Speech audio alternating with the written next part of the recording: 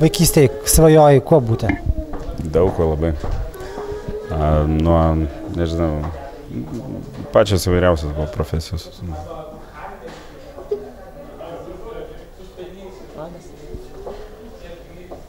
Gaisrininkas. Buvo vienas iš variantų, taip. Aktorium nenorėjai būti? Jeigu esu, tai norėjau, bet čia vėliau gal šiek tiek, tik tai jau buvo ta tokia jau iš rimtesnių jau tokių sprendimų, kai jau mokyklos buvo paskutinės klasės, tai tada. Nu, pradinėse klasėse. Nu, aš taip tiksliai neatsimenu, bet buvo ir gaisrininkas, nežinau, policininkas,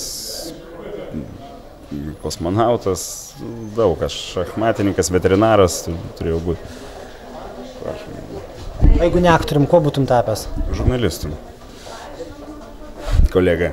Nes buvau padavęs dokumentus iš tikrųjų ir į žurnalistiką, ir į aktorinį.